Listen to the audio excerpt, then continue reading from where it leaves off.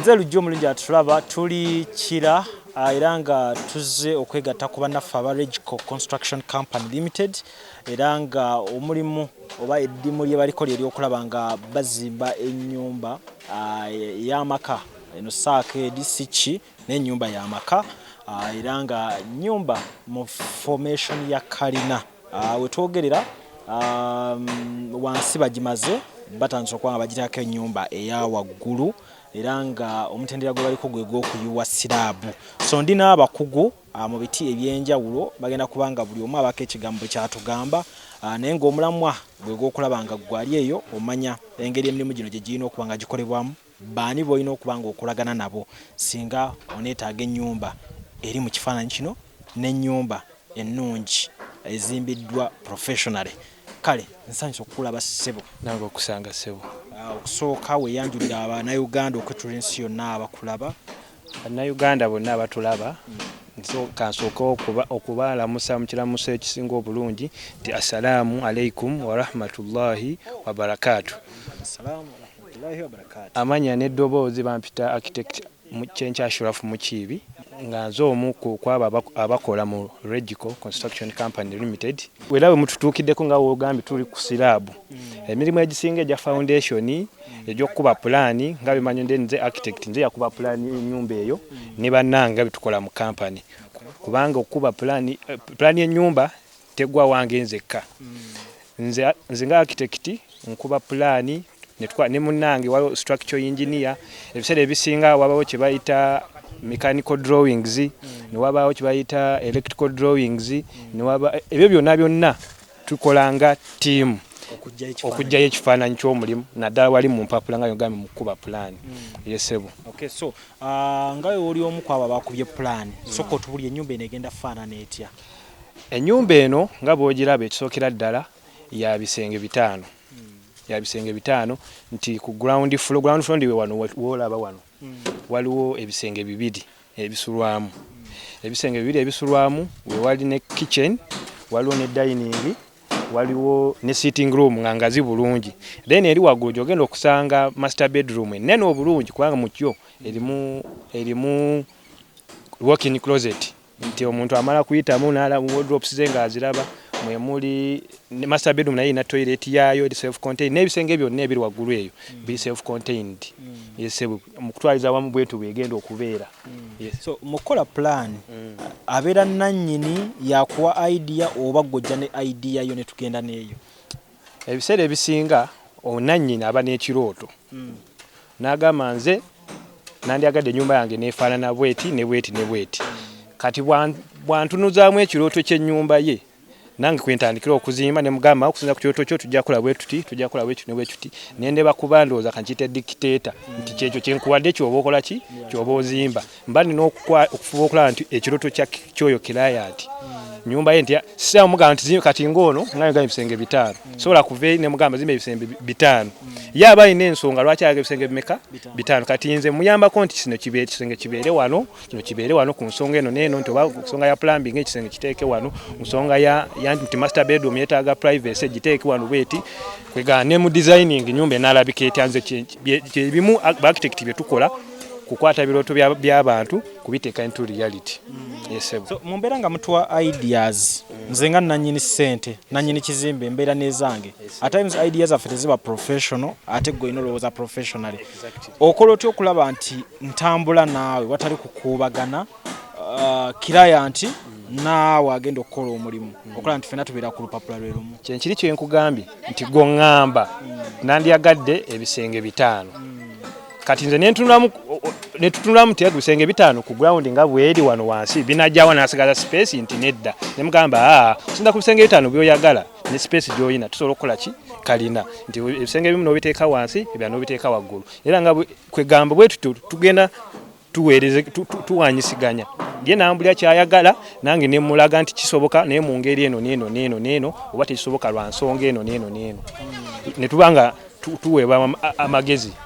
Okay, so mu kuzimba ennyumba zino eza Karina nze naawe buli omu yali badde agyeyagaliza naye ebiseera ebimu tumanyi nti kalina z'abagagga bokka kituufu ekyo oba buli muntu asobola ozimba kalina ye wamba nga ngisobola nyinza kukola ntya nange okuteekawo kalina biki bye nnina okutunulira kati ekintu ng'ekyo nga bwe nkugambye nti okuzimba ekkalina tekitandika butandisi titukitandikawa mu pulaani kati omuntu ayinza okuba nga ayagala ya bisenge 5 naye n'agamba nti nina ssente weezi ntugamba ebisenge 5 biza obutakola ki obutavaayo kusinziira ku ssente z'olina tukola ebisenge 4 ebakola ebisenge 3 nga bwe nkugambye nti aba alina okuva eno manyi tubikola mpola phases netugamba tutandise ku phase ya pulaani kati tugamba nti ku phase ya pulaani ffe nga REGICO tujja kusaba bakakadde wajja kusaba emitwalo 5 nga bwe nkugambye nti biba byakuteesegana ne bakirayanti baffe tetuteekawo nti kyatteeka nti kukira pulaani mu REGICO oba yakalina kakadde oba bukadde 2 oba mitwalo 2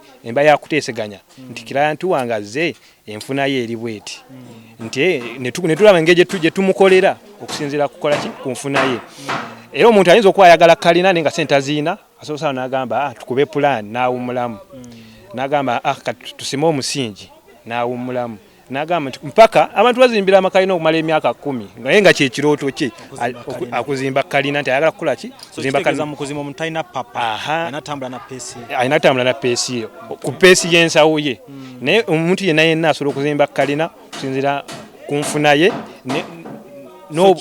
kisoboka tera tasobola kuzimba kalina so mu mbeera nti tuzze muzimba kalina omuntu ayinza olowooza mwe muli bakalina zokka nedda ssebo muzimba bizimbe kyebirala tuzimbira ddala bangalo ennyumba ezikoma wansi ennyumba eya bulijjo kisenge kimu bisenge 2 bisenge 3 kwegamba yonna kyonna nga kizimbibwa naye ba toilet ffe tubizimba olwokuba leero tubadde baba mukisa ne mutusanga nga tuliwa nga tuli ku kalina ssebo naye era gye mujja okulaba ojawula nga tulina obunyumba obutono bwe tuli mu kuzimba eyo ssebo nga ffe aba REGICO ssebo so nga tutunulira ennyumba space wano weeri bingi ebigenda ku nyumba bingi ebiba byetaagisa okukola mwenga REGICO bwe munaamala okuzimba langi abalala nga bajja bwe munaamala okuzimba aba paving abalala nga bajja abakuba plasta balala oba REGICO yegenda okuma ati REGICO Construction Company tulina abakugu b'enjawulo tulina nga wonalabe nti tulina aba architects tulina aba structural engineer tulina aba painter tulina aba electrical onatuuka ewaggulu jasanga nti slab etwagitaddemu pipe z'amasannyalaze tetwayise balala ffe kennyini n'abantu baffe nga bwe tukola fe abakoze etya abakyekoledde kwegamba REGICO emirimu gye tukola tukuba pulaani mwekyo tukola electrical ebyamasannyalaze netukola plumbing ebyo ebyamazzi netupaintinga netukola interior designing landscaping ebya compound ebyo byonna REGICO Construction Company tubikola ssebo era Katonda wanabakkiriza ojja genda okudda kwene ennyumba nga ffe abali kati nga tuli mu kukola teyiro nazo tuzisiba ojja genda okudda kw'ennyumba ate nga ffe tuli mu kugisiiga langi so kwegamba omuntu wakolagana nammwe teri kukyusa bakozi tusobola we tuba tukanyiza bulungi omanye bino ebyemirimu gyaffe bya kukanya na kwesigaŋŋana kira nti waba atwesize naga kati REGICO gyenkutte era naffe obwesigwa bwe tetubusuula tusobola n'okugamba nti tuzimbe ennyumba ntumuwa kisumuluzo ye n'akeera enkya ng'ayingira buyingizi nga bukimu tukikoze tuzze waggulu awe bali mu kuyiwa silaabu ajukira ennyumba eno wansi tugibalaze mu structure yayo ne plan yayo nga omukulu ono we yagikuba then kati wano ku mutendera gwa slab tutuuse waggulu emitayimbwa gimaze okuba nga gisibibwa ndaba zi max pand naye engeri gye sitali mukugu nnyo ku nsonga ezigenda mu maaso nayise ne munnange Ashraf wa REGICO Construction Company era nga yayongera okuba nga tutemera mu nsonga zino so tuyize ku slab esebo kakati eno slab nga bw'ogiraba nga wano weetuuse erina emitendera mingi gyekoze etya gyayiseemu emitendera egyo mingi era nga boolaba nti bali oli nga bwomulaba engineer Alex yasinze nnyo okuba nga ateekamu omukono kwa slab eno ng'etusenga bwenu nga tukola ki tugenda giyiwa agenda kutunnyonnyolamu ndowooza ekinaaba kisinzaawo naye ekitonotono nti slab eno ekisinga okuba ekikulu mitayimbwa fomuwaka embaawo ziri zetukuba wali wansi eziwanirira kino ekizimba tetunaba kukola ki era omuvanyuma tujja bijjamu emitebe mujjanga mugiraba kisigale nga kisenge nga kyewaniridde mu bbanga we tukirabira mu bbanga nga kitulabira era emiti gye mulabye wansi gyonna tujja kukola ki gyakuvaamu esebo kale Engineer Alex ndoza naye ajja twegatteko mu kaseera kano atunnyonnyole kati we batuuse ne basajja b'ettiimu yonna ngiraba buli omu alina kyakola okulaba nti omulimu guno guvaayo bulungi. Engineer Alex tusanyusa okukulabako Isebo obulamu bulungi obulamu si bubi amiina abasajja mbalabe emirimu bagitambuza mirimu gyo gitambula Mukama atuyambire era weather nnungi sana kaaka musana gwaka mu nkuba kiba kitya mu nkuba singa basanga mugenda yiwa nkokoto tufuna challenge nti bwoba okibaze tekisobola kuvaayo nga bwoba obaze kuba challenge ziba nyingi singa nsanga omuntu ng'ayiwa enkokoto eya Karina mu nkuba abakoze kikyamu oba olusi kisoboka si kikyamu kisoboka only that wabaawo challenges abafuna obutayanguyirwa we buzibu bwetusanga kisoboka singa nsanga omuntu ng'ayiwa enkokoto oba sirabu mu kiseera ekyenkuba oba ekiddedde oba enkuba ebindabinda kiba kituufu oba kiba kikyamu tekirina buzibu lwaki enkuba tesobola kwonoona seminti ono omungi gwe mutabudde kati bwe tuba nga tuyiye n'etonya we are necessary obikkako ekiveera kyetuyita DPM yesebo so wano akasana kaaka bulungi abasajja bali mu kusindika nkokoto yesebo so kutunnyonnyole kati ku mbeera biki bye mwetaaze oba biki bye mukoze okulaba nti siraabu eno tutuuka wano nga mugiyiwa ebale nnyo ssebo kakati siraabu eno gituusa wano eno eyita mu mitendera tusooka ne tuzimba block waka that is okuva ku musingi ne tuzimba bwe tutuuka ku level at a level given height depending on the drawing tukuba form waka zembaawo sometimes tukozesa boards awamu tukozesa zino embaawo ezaffe za bulijjo 12 by 1 then tusiba beams zonna bwe ziggwa tulina ze tuyita slab beams eyo slab beam eba etambula nga teyitira mu kisenge naye nga mweri okuwa wakati okuwa ennyumba obuvumu obumala kati ng'eno gy'olaba tekka wansi naye nga mweri ewanirira kizimbe yes bwe tumala okusiba beams tuteekamu max pans ng'era bw'oziraba mweziri kati awamu osanga nga wa solid ndaba max pand we ziyita ate wamu ndaba weereere tewali wadde max pand kati awatali max pand gye tuyita solid slab mitayimbwa gyokka in most cases waba waliwo toilet oba nga waliwo toilets majorly nti toilet zino eno bwe zibaawo amazzi ngaba tegajja sobola kuyitamu mu slab yaffe kati wolaba max pands zo tuziteekawo anyway zo they a bit cheap bw'okola comparison n'emitayimbwa nga onoosibye solid osala ku cost kuba emitayimbwa gyo giba more expensive compared ku max pan kitekesamu max pans max pan ewewuka esala ku weight obuzito ekizimbe bwe kitwala otherwise wandisanze wonna oluusi otaddemu adiko n'ekitasoboka kuba eno yeewewuka remember it is hollow mulimu ebituli mu wakati yes sebo so kigiteesamu just kuwewula nnyo ate n'ekirala cost yaayo ntono bw'oba ogikomparinze ku mitayimbwa nogaa nti wonna nsiba emitayimbwa ayinza okwesanga nga bambi omugagga omuyisiza bubi mu mbeera y'ensawo oli waba tatadde max pand kye kya bateekamu sometimes zimba Karina atandise okweyaliikira nti nze nga salaba ku max pand nga tebansaba ku max pand kye kya bakozesa bw'oba tokozeseza max pands zino abamu bakozesa waffles ezitya kati waffle ebeera precast otuuzaamu ntuuze okola fomu waka yo gituuzaamu butuuza yes waffle ne max pand kye kisinga I prefer max pan esingako yes abantu abasinga eyo kibasinga okwemulugunya ku nnyumba zino eza Karina wadde bazaagala nnyo era omuntu yali gyeyagaliza nti yabbeeyo okugiyiwa ekintu kino siraabu eno Kye kireeta ebbeeyi eyo?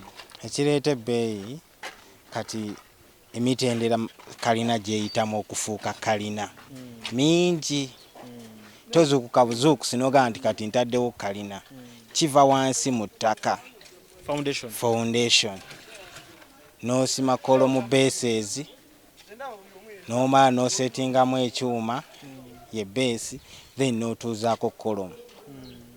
Ate bw'omaliriza n'ozimba emisingi gyayo. Kati eyita mu mitendera mingi. Singa azimba ennyumba eno eya bulijjo bbangalu, nti ojja kuvaayo buvi osime omusingi kusinziira ku plan gy'abakuwadde ositule ebisenge. Eno eyita mu mitendera mingi sebo. Ku nsimbi ezigenda ku siraabu eno, nannyini nnyumba eno afuniramu wa? Nannyini nnyumba afuna ebintu biringa bibiri. Bw'otunula mu kitundu kye turimu, mulimu abalina ennyumba nga yo ya wansi. Naye kati ye abanga aguze poloti mu bbanga. Endala ate nga tagisasulidde. Kwegamba alina obwannannyini mu bbanga alikozesa nga bw'aba ayagadde. So bali bwe bakomedde wali ku ya wansi yafunye omukisa ogweyongera waggulu. Yesebo. So awo ebbeeyi ebeera kwegamba esalika ey'ekifo. Ate yeeyongera bweyongezi. Kubanga kati bw'otunuulira ekifo kye tulimu n'amayumba ageetoolodde, bw'oba oli otaddewo ennyumba nga etunula ng'eri, ekyamazima gwe kennyini weegoba wekka mu kifo. Okusinziira ku kifo olwa development ebezze. Yesebo. So wakati ki lye madaala agambuka waggulu? Ge madaala agambuka waggulu agatuleeta ku fuleeno, okuva wansi oyitaawo n'ojja eno waggulu sebo. Waggulu wano wagenda kufaanana watya nga wawedde pulaani yaawo? Sooka otukubiremu wano we tuyimiridde wagenda beerawo ki? Wali mu nsonda, wali eri? Okay. Kakati wano we tuyimiridde right now ye master bedroom. Yesebo. Wali awali solid awo egenda kubeera TV room. Eriko ka balcony wano eno. Kiri bedroom. The other side waliwo shade. It is a shade. Kati eri wali ekisenge ekirala. Emange. Yesebo. So kigenda batwalira bbanga ki okuba nti wano concrete yonna egenzeewo enkokoto? Kigenda tutwalira ennaku bbiri. That is today and tomorrow. Okuyiwa wonna nga wawedde. Akaveera kano kennengera wansi kaaki? Kati kano akaveera tukateekawo enkokoto eno obutayiika eri wansi. Eyo neebe ng'esaasaanira ku ki? Ku siraabu. Otherwise bw'oteekako buteesimbawo n'oteekako n'oyiwa nkokoto esigala nga eyiika yonna wansi. Yes. Then pipe zennengeramu zaaki? Zino pipe za masannyalaze. Go gayitiramu ddala? Masannyalaze. Yes, masannyalaze, kamera byonna ziyita omwo. Ate amazzi? Amazzi era nga bw'olaba pipe ziri eri. Those are waste pipes. Tuzisaamu obutafuna buzibu nti bw'oba ate okola installation ey'amazzi totema bisenge. Totema siraabu. Already mweziri. Waliwo akuuma kenjagala ondaga omugaso gwako ke nalabye wano nga tujja, jangu ndage. Akuuma kano nalabye omusajja akwata n'akasonseka. Kakola kati akuuma kano? Kati eno tugiyita vibrator. Ekola ki? Eri epooka bikolera wamu. Kati bw'oyiwa enkokoto ogivibratinga, that is okujjamu ze tuyita voids. Neba nga temuli void nyinza okugamba nga obuspace obusigalamu. So tugivibratinga neba nga tesigaddeemu yadde ka space akayinza oyisa empewo. Yesebo. So buli muntu yeetaaga ekyuma kino waliwo ojomesa ogiwa nga tewali kyuma kino? Kya mugaso nnyo. Bwe kiba tekiriiwo? Tulina okubeera nakyo, otherwise we kitali era sikola. Kuba singa nkola nga tekiriiwo kitegeeza kyenkoze tekiri ku mutindo. Abakyala tulawo balaba mu by'okuzimba naye ndaba ku site nammwe mubaddewo nnyo kuva we najidde paka kati.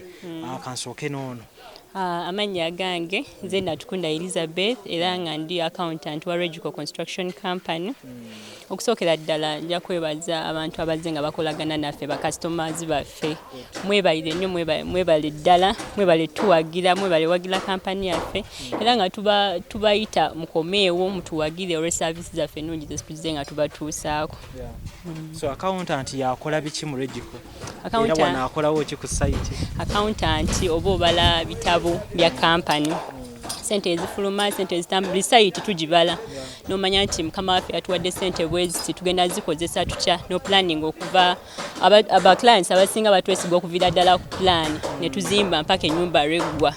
Kati oba olina okubalira sente ezo muzikozeseza cement nga we mulaba ensawo ziri ya 5 n'okusoba bikwatako ebyobbalirira bikwatako okuba buli phase gye mutambula tubeera ne zibbeeku ze tutambulirako okuzimba ekizimbe so olina okumanya nti kati eno stage gye tuliko twetaaga sente bweziti tuzikozeseza bulungi nga bwe tulina ozikozesa kuba kati n'abannannyini nnyumba taliiwo naye cement wuuli waali ebintu ebisinga byonna bimukozesa kati wano kitegeeza gwe obibalirira obibalirira nomanya omanya ensawo ze bakozeseza kituufu kale tweyanziza omulimu ogwo genda mu maaso I think ekikikola omuzimbi wagamba ate batwakozeseza mmeka basiiba mu kasana biba bingi ate si oba obawewudde kale tulina omukyalo omulala wano amanya gange nze Luzige Bridget nga nkola nga administrator mu kampani yaffe tubeebaza okutuwagira bonna abatambudde naffe okuva gye twatandikira ng'era nammwe abapya tubayita kubanga tukyalina byamanya ebijja buli kimu tukisobola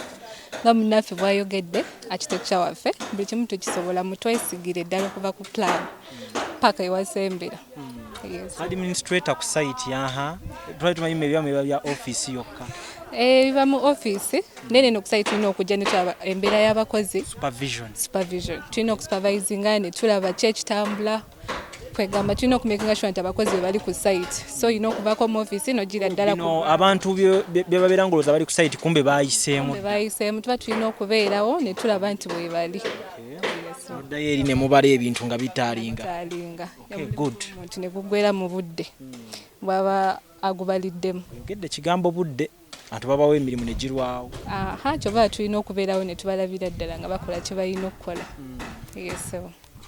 kale be bakyala ababiri abalungi abeewaayo okukola ebintu bino ebyokuzimba tulwawo nnyo okulaba abakyala naye olaba ekintu kino bakyagala wendaba obudde bwe bamaze wano n'engeri gye beenyigira mu byonna ebigenda mu maaso nti bawaayo nnyo obudde so kirungi nnyo tukibeebaliza REGICO okusinziira ku bantu be bakalaba buli omu kati yeebuuza nfunye ntya abantu abali professional we batyo mbakontaktinze ntya nkolaganye ntya nabo kakati REGICO ngaffe tulina enamba z'essimu tuyina enamba z'essimu katuyina eya Airtel ekwatibwa mu office eri 0709 58 71 77 0709 58 71 77 endala kati waliwo eya WhatsApp eri 0757 16 05 88 giddemu 0757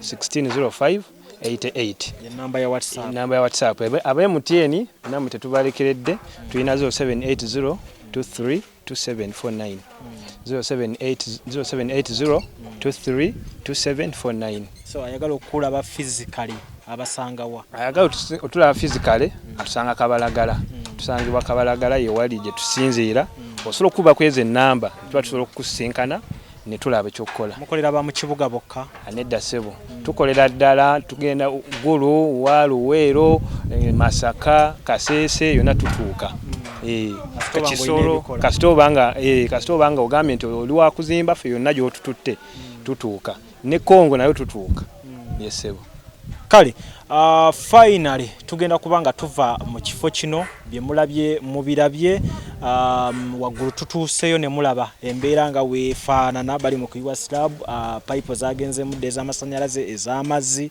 engineer Alex mumulabye naye side eyo ko biri technique ennyo ne ttiimu ye asobodde okubeera nga nabyo abituyisaamu so nga mbata njagala osembeyo n'obubaka eri abantu abalaye programu eno kikyobagamba ag'amazzi temugasima kuba abantu ennaku zino baganya enzizi z'ewaka nga tumaliriza abatulaba n'abatuwuliriza twebaza okuba nga mwewaddeyo ne mutuwuliriza ate ne mutulaba nga bwe nagambye nti mu ntandikwa nti REGICO Construction Company osobola ogikwasa omulimu n'ekuwa ekisumuluzo nti amazzi era nga wola emanju eyo twalekawo space nti egenda ogendamu amazzi wagenda osimibwa amazzi waliwo wagenda ogenda biodigester era ebyo na REGICO nayo tukola ki tuzikola biodigesters emanju so byonna okusima amazzi